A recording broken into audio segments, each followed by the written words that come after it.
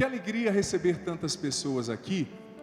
Eu confesso que antes disso, quero dizer que nós estamos então no terceiro dia dessa nossa novena, das 9 semanas de oração pela restauração das famílias aqui na Canção Nova em São Paulo, e daqui para todo mundo quase através da TV Canção Nova. E o tema de hoje é ter a sabedoria para priorizar aquilo que é essencial, ou seja, ter foco.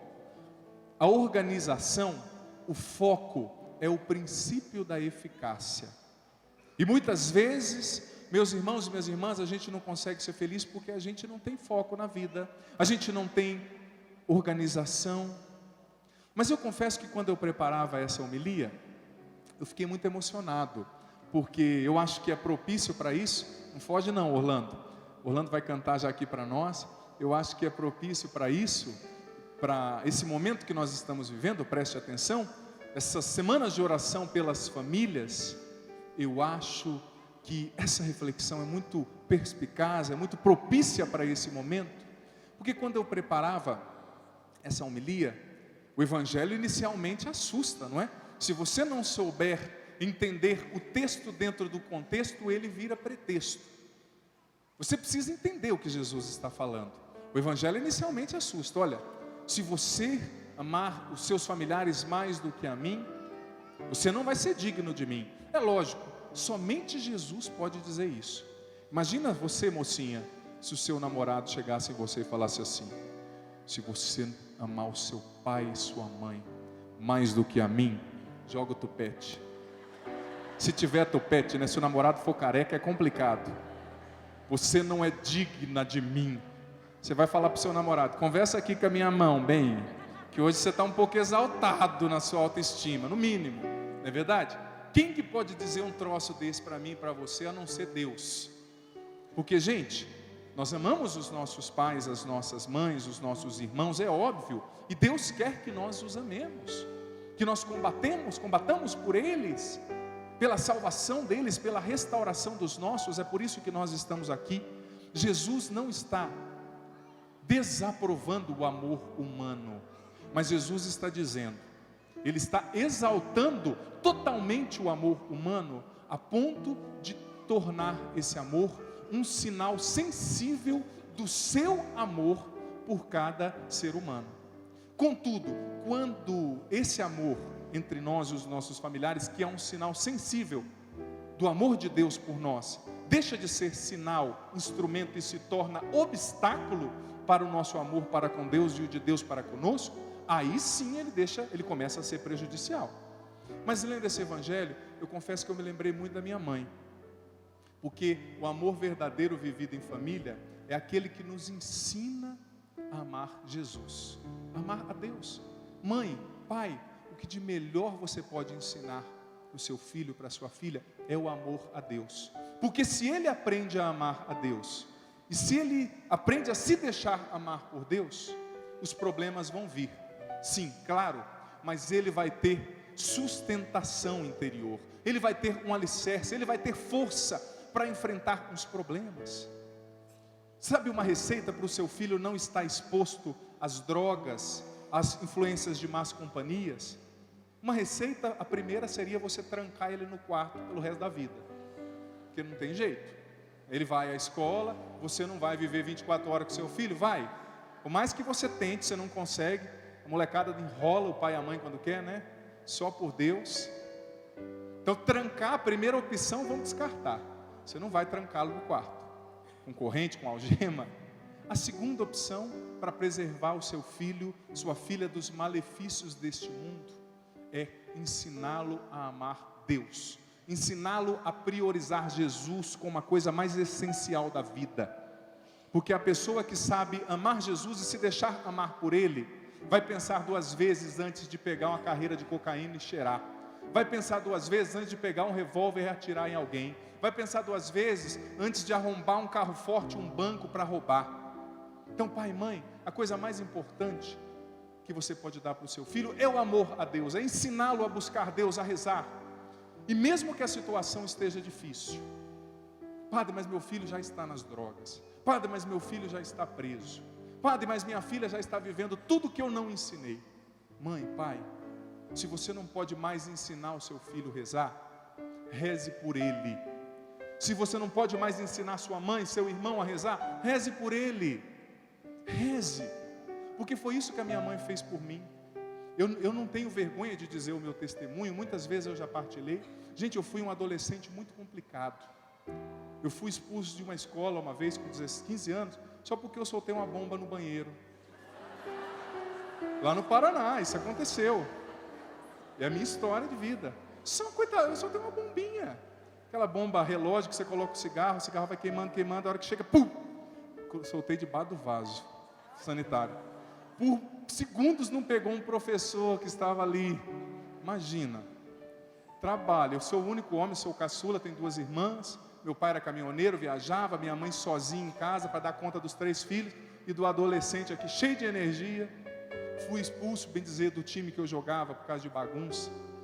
Bebi muito, tive envolvimento com droga, não tenho vergonha de dizer. Fui no fundo do poço. Comecei a usar droga com 11 anos de idade, por influência de más companhias. Foi culpa dos meus pais? Não, a gente escolhe, né, infelizmente, as más companhias, as situações. Me perdi, fui no fundo do poço. Eu estou falando da minha história.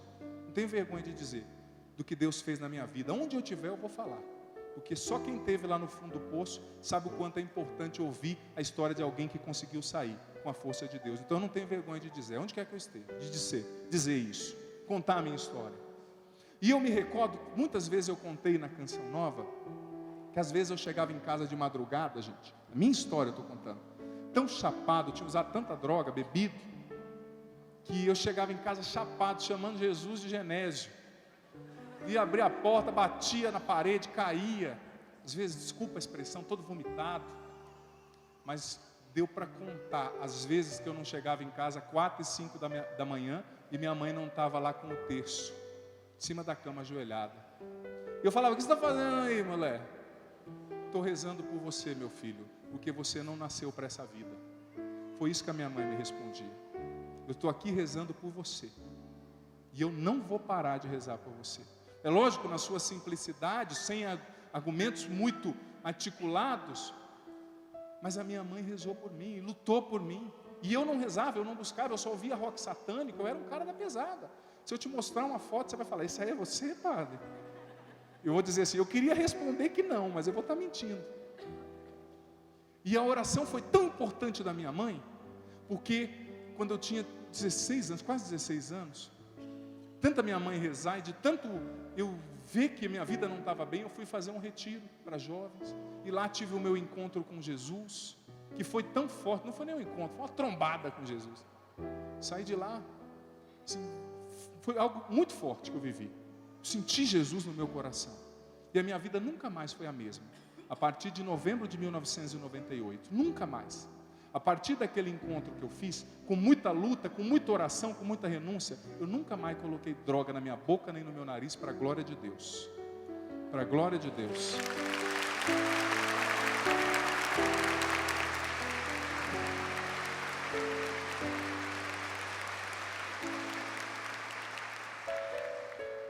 E por que eu estou falando tudo isso?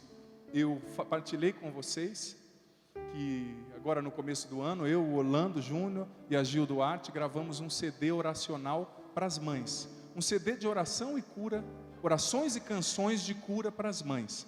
E esse CD me provocou tanto, porque em dezembro do ano passado, eu estava lembrando de tudo que eu vivi e eu escrevi uma música para minha mãe. E essa música entrou nesse CD. Orações e canções de cura para as mães, que nós lançamos pela Canção Nova, pelo Davi. E quem cantou essa música foi o Orlando Júnior no CD. E eu não vou nem me arriscar a querer cantar, porque ele canta bem melhor que eu, porque eu vou chorar, né? Um cara desse tamanho chorando que vai ficar feio. Sou meio chorão. Não é que chorão, é a minha história, né? Não estou falando de uma teoria, eu estou falando da minha vida. Então é claro que vai mexer, que eu vou ficar emocionado, não tem jeito. Mas eu fiz essa música que sintetiza o que a minha mãe me ensinou, que o meu pai me ensinou, que a minha família me ensinou. E não acho que a minha família é perfeita, porque às vezes quando a gente fala assim, você está pensando, isso aconteceu na vida do padre, porque o padre não tem problema, porque a mãe dele é perfeita. Não, uma família como a sua. É lógico, eu não vou ficar falando os defeitos dos meus pais e da minha família na TV, né? Mas tenha certeza que tem, como qualquer família. Minha mãe tem seus defeitos, meu pai tem seus defeitos, o padre tem seus defeitos, os membros da Canção Nova têm os seus defeitos, têm os seus problemas, têm os seus limites. A minha mãe com certeza teve momentos também que cansou, que quis chutar o balde, como você, mãe, às vezes cansa. Às vezes as pessoas recebem a pregação da gente de uma maneira muito idealista. Ai, padre, eu não consigo fazer isso. Filho, filha, Deus sabe o que você vive. Ele sabe a sua correria com seus filhos, sua luta para ter que trabalhar, suas contas, os problemas de relacionamento com o marido, o filho que é difícil, Ele sabe. E é na sua vida que Ele quer entrar. Não acha que Ele quer que você seja perfeito para te transformar. Ele quer te transformar para que você um dia chegue, caminhe para a perfeição que Ele tem para a sua vida. Mas enfim, o nome dessa canção inicialmente era Bárbara, que é o nome da minha mãe.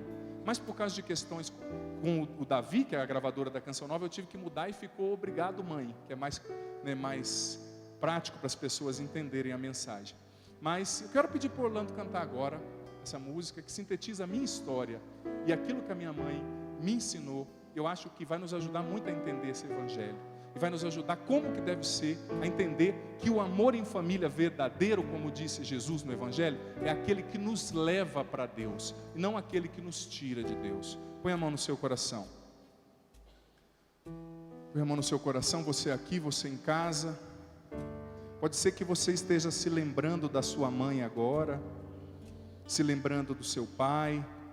Você aqui, você em casa, põe a mão no seu coração. Pode ser que agora você esteja se lembrando da sua mãe que não está mais com você, do seu pai. Pode ser que você esteja se lembrando de um irmão, de um primo, de um filho que está doente, que está nas drogas, que está desempregado, que saiu de casa, que está desaparecido, ou que morreu, que foi assassinado. Não sei, mas eu sinto que Deus quer tocar o seu coração.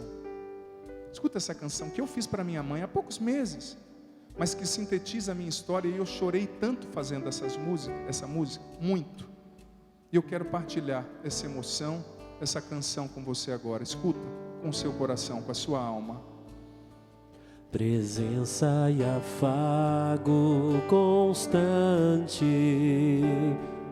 em teu terno olhar encontrei. Meu mundo, incertezas, meus sonhos encontram descanso em ti. Tuas lutas e dores percebo, feridas de amor a sangrar. Teus passos me mostram que a vida é feita de luta e de fé.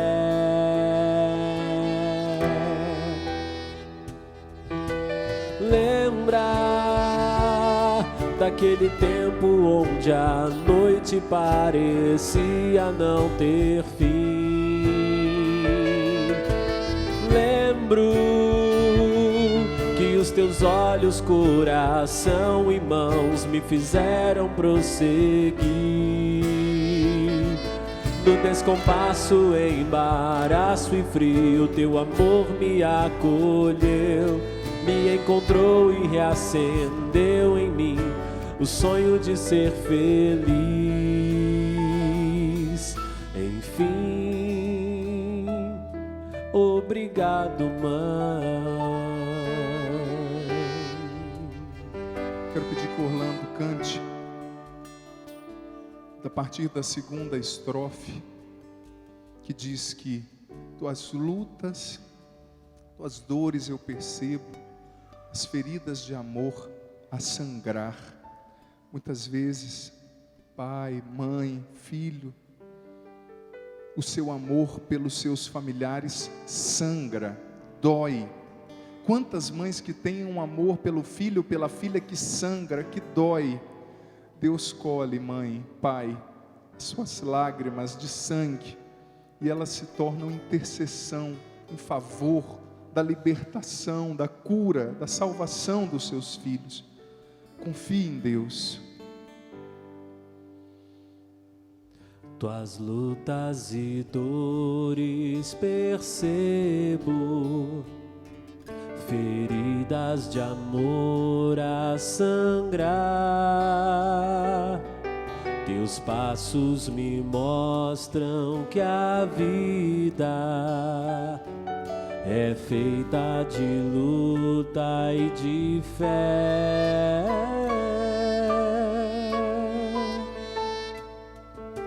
Lembra daquele tempo onde a noite parecia não ter fim.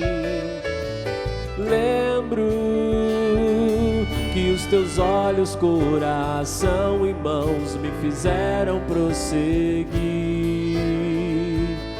No descompasso, embaraço e frio, teu amor me acolheu, me encontrou e reacendeu em mim o sonho de ser feliz. Enfim, obrigado, mãe. Tá aí. Essa foi a canção que eu fiz para minha mãe, que está nesse CD aqui, Orações e Canções de Cura para as Mães, que nós gravamos pela Canção Nova. E eu acho que ela sintetiza um pouquinho aquilo que Jesus partilhou no Evangelho de como deve ser o amor em família. O amor em família, meus irmãos, ele precisa nos levar a priorizar o essencial. E o que é mais essencial na vida de uma pessoa do que a presença de Jesus? O que é mais essencial na vida de uma pessoa do que o amor de Deus? Nada, nada. E mais uma vez eu digo, às vezes você pode dizer: ai, Padre Adriano, eu não sou a mãe de um padre. A minha mãe também não era mãe de um padre. Minha mãe era mãe de um jovem drogado. Mas a fé é a certeza daquilo que a gente ainda não vê, eu dizia segunda passada.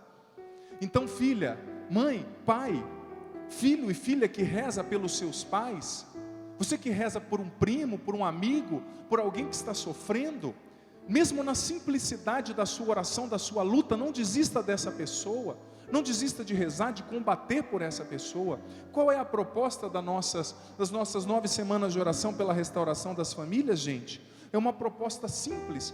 Todas as segundas nós estamos fazendo aqui essa oraçãozinha, a oração pela restauração das famílias. Aqui nessa oração nós rezamos pela família, nós pedimos a Jesus que liberte a família, que cure a família. Essa oração que está sendo distribuída para você aqui na igreja e que você de casa pode pegar no site da Canção Nova de São Paulo, no meu Facebook, é uma oração simples, mas rezando, combatendo, a gente vai vendo os milagres acontecerem. O que a gente não pode é ficar acomodado, esperando as coisas mudarem. Ai, Padre, a minha família está com um problema. Mas o que você está fazendo para que esses problemas se transformem em bênçãos? Em primeiro lugar, como nós cantamos nessa canção, eu disse na minha mãe, nesse refrão, nada mais nada menos que eu disse para minha mãe: lembra, mãe, aquele tempo onde a noite parecia não ter fim? Ou seja, lembra quando os problemas eram intensos, quando eu estava nas drogas, quando eu dava trabalho? Lembro, e eu respondo, que os teus olhos, teu coração, tuas mãos me fizeram prosseguir, não me deixaram parar nisso, me fizeram entender que eu fui criado por Deus para ser mais que aquele jovem drogado, sem possibilidades. Daí eu prossigo no refrão, no descompasso, embaraço e frio, teu amor me acolheu, me encontrou e reacendeu em mim o sonho, a vontade de ser feliz, de superar o vício. Enfim, acabaram as palavras. Obrigado, mãe. O amor de verdade, gente, que a gente precisa exercer na nossa família, como disse Jesus no Evangelho, é um amor que nos ensina a priorizar Jesus, é um amor que nos ensina a rezar, é um amor que nos ensina a não idolatrar as coisas e as pessoas, mas colocar Deus no centro da nossa vida. Quando Deus está no centro da vida familiar, não é qualquer problema que destrói uma família. Agora, quando é o dinheiro, quando é o sexo, quando é a aparência, quando é os bens, são os bens, filho, filha, a família rui com muita facilidade, cai com muita facilidade. E você pode me dizer, mas padre, os problemas são intensos, são sérios, eu sei. Muitas vezes, filho, filha, você aqui, você em casa nos acompanhando pela TV Canção Nova, muitas vezes os problemas são mesmo sérios. Veja essa primeira leitura, o que aconteceu? Olha os problemas que o povo de Deus viveu nessa primeira leitura. Eles estavam ali no Egito e começaram a crescer. Quanto mais o faraó oprimia o povo de Deus, mais o povo de Deus crescia.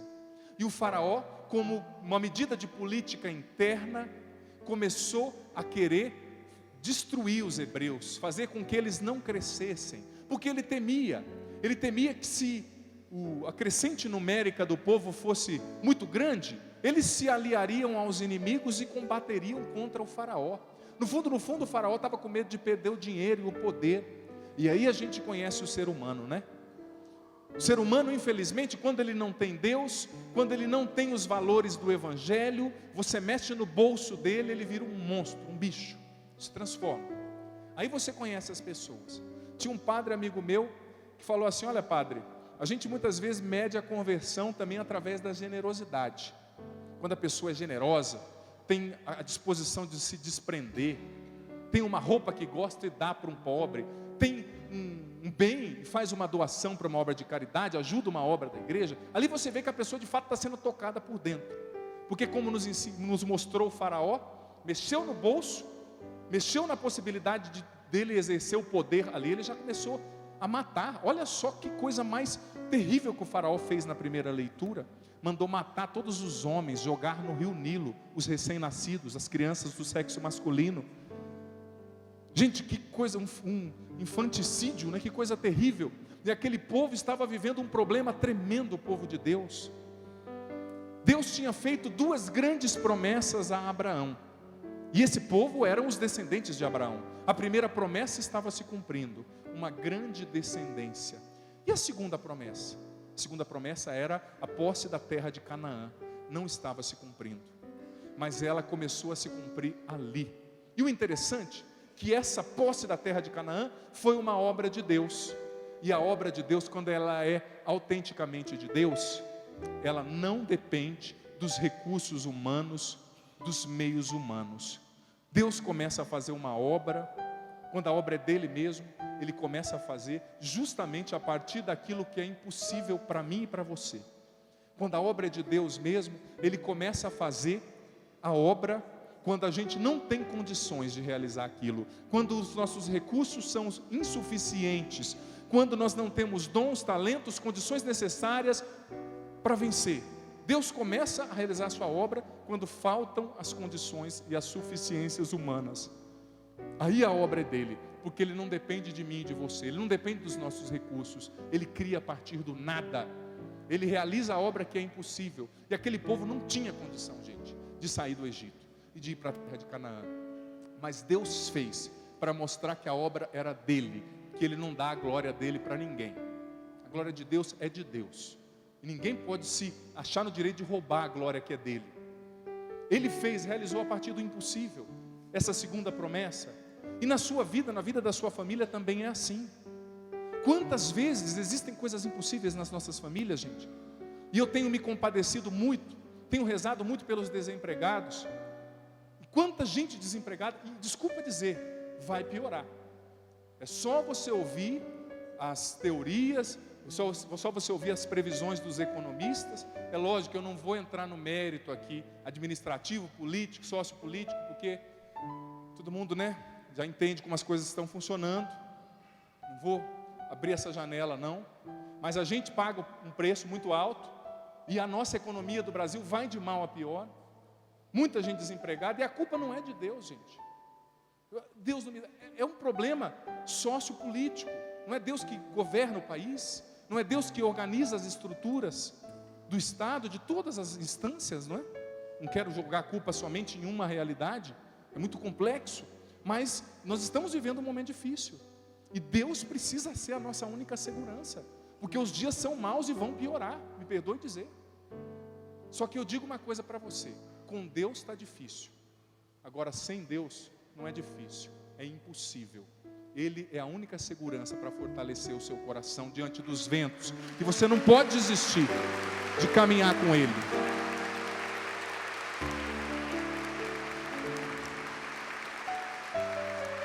Você e eu não podemos desistir. Não adianta eu vir aqui fazer um discurso para você ilusório. Amanhã cedo você vai acordar, vai ter 5 pessoas batendo na sua porta. Venha trabalhar para mim. Comece de gerente com salário de 15 mil. Não vai acontecer isso. Eu como sacerdote, eu preciso te preparar para a vida e não te jogar numa ilusão. A vida é difícil, mas com Deus a gente vence, nem que seja nas pequenas coisas. E é isso que Jesus está falando no Evangelho. Jesus está falando para você, na sua família, priorize o que é essencial. Jesus está falando para mim, na vida em família, não tenha medo de amar, não tenha medo de conversar, não tenha medo de dialogar, de ensinar para o seu filho a oração. Gente, tem famílias nas quais as pessoas sabem tudo sobre a novela, mas pergunta o capítulo da Bíblia, não sabe. Depois vem um problema, fala assim, padre, meu filho não me escuta, dá vontade de perguntar, por acaso você tem alguma coisa boa para falar com ele? Se ele não tiver, ele não vai te ouvir mesmo não. Ele vai falar para você, conversa com a minha mão, não é?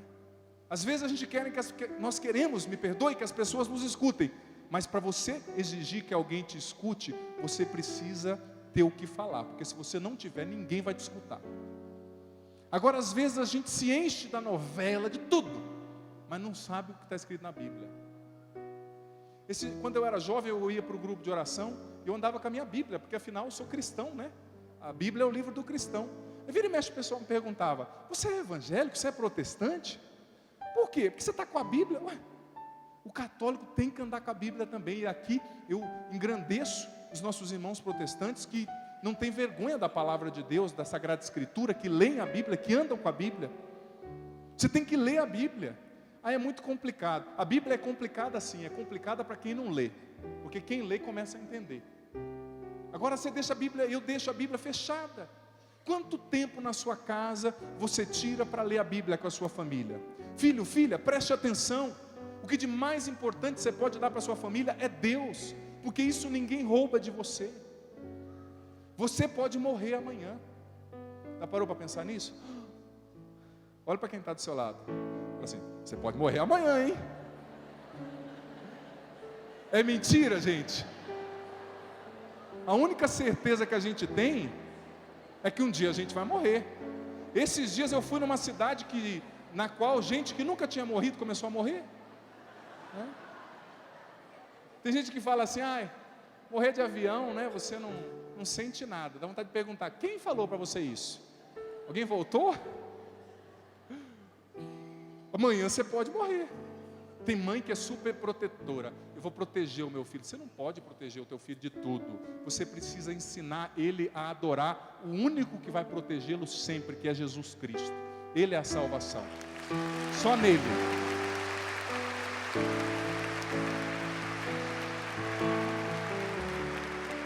Se você morre amanhã, você não vai conseguir proteger o teu filho. Mas se você ensinou o seu filho, a sua filha a ler a Bíblia, a rezar, a ir à missa, a confessar, o seu filho, a sua filha vai ter para onde ir. O amor a Deus precisa ter a primazia na nossa vida e na nossa casa, na nossa família. Gente, pena que o nosso tempo é muito curto, mas eu preparei, a título de síntese da nossa homilia, eu preparei aqui algumas dicas, algumas coisas que eu acho que julgo serem muito importantes. Como nós estamos falando sobre a capacidade de priorizar o que é essencial na nossa família, na nossa vida, eu já lancei o postulado aqui com essa canção, com a reflexão, dizendo que o maior essencial na nossa vida e na nossa família precisa ser Jesus. Mas agora eu quero apresentar aqui 8 habilidades que todos e cada um de nós precisamos e podemos desenvolver para vivermos melhor em família, com foco e priorizando o que é essencial. Em primeiro lugar, o essencial é Deus. Em segundo lugar, o essencial são os nossos familiares e o relacionamento que nós precisamos viver com os familiares. Preste atenção. 8 habilidades que a gente precisa desenvolver para viver bem em família e para ter foco no essencial. Primeira habilidade, para viver bem em família, tendo foco no essencial. Primeiro essencial de todos que ninguém mexe é a fé, é Jesus Cristo. Agora eu vou partilhar sobre os relacionamentos, sobre a nossa vida cotidiana, porque é desafiante conviver e se relacionar com pessoas diferentes, que têm temperamentos diferentes. Primeira habilidade que a gente precisa desenvolver para viver bem, com foco no essencial em família: capacidade de mediar e resolver conflitos. Isso na vida em família, mas também na vida corporativa. Essas dicas, elas são bem amplas. Preste atenção.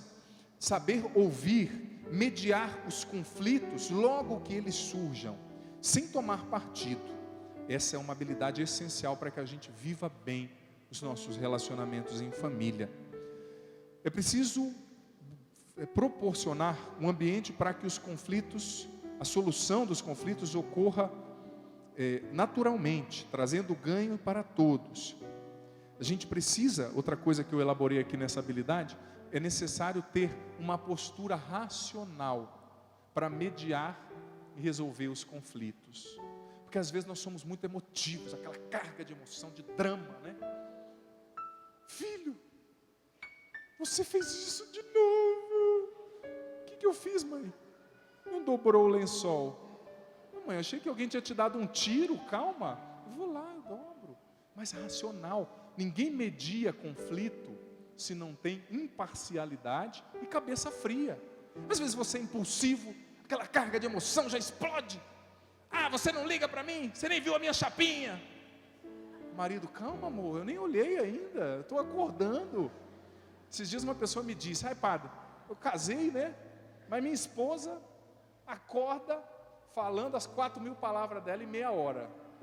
Acorda ligada, e eu acordo devagar. Tem gente que é assim, né? Acorda, parece que está acordando. Está meio zen. Você fala, se dançasse uma música do Bob Marley. Aí, hora que chega a noite, a minha esposa, 8h30, quer dormir, e eu estou ligado e quero conversar. Está difícil, padre. Às vezes tem aqueles desencontros, mas é preciso buscar mediar o conflito. Sempre tem a coluna do meio. O equilíbrio é sempre a saída para solucionar os conflitos conjugais, familiares. Segunda habilidade que a gente precisa desenvolver: a iniciativa, a proatividade. Para viver bem em família, gerenciando conflitos, a gente precisa aprender a ter iniciativa. É horrível conviver com quem não tem iniciativa. A pessoa que não tem iniciativa é igual aquela que olha para a mãe, vê um negócio vindo na sua direção e diz assim: mãe, por acaso você tem remédio de cobra aí, mãe? Por que, meu filho? É porque está vindo uma ali. Não é mais fácil correr, né? Mas está ali esperando a cobra vir para tomar remédio. Quem não tem proatividade não gasta o seu tempo e as suas energias apagando o fogo que já começou, ao invés de ter sabedoria para prevenir os possíveis focos de incêndio. Proatividade, ter atitude para prevenir que o incêndio comece, não para ficar gastando todo o tempo e água para apagar o incêndio que já começou. Tem iniciativa. Ai, padre, lá em casa é tão chato. Então tem iniciativa, faça alguma coisa, promova a convivência. Eu vou falar sobre isso numa outra habilidade ali posterior. Iniciativa para promover momento, iniciativa para ajudar a sua esposa quando está só você e ela, não tem nenhuma secretária para ajudar. Vai lá ajudar a mulher a lavar a louça. Às vezes você ganha ali, sabe, o que você não ganharia trazendo uma pizza para ela, você ganha ficando 5 minutos ali ajudando ela a secar a louça. Deixa ela falar tudo que ela quiser falar, eu sei. Às vezes é desafiante e vice-versa. O homem também, né? A mulher também às vezes tem que escutar o homem quando está agitado. Terceira habilidade que a gente precisa desenvolver: capacidade de descobrir e estimular os talentos na família.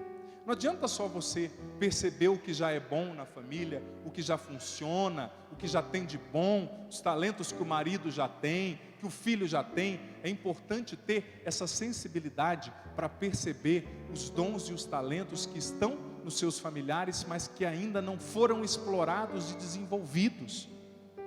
Ter essa sensibilidade para incentivar o outro, para que o melhor dele venha para fora, incentivar o filho. Se você vê que o filho tem uma aptidão para música, por exemplo, incentive.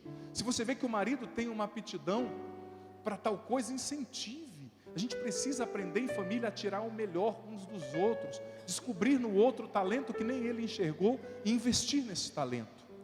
Quarta habilidade que a gente precisa desenvolver para viver bem em família, com foco, priorizando o essencial: criar e aprofundar as conexões com criatividade.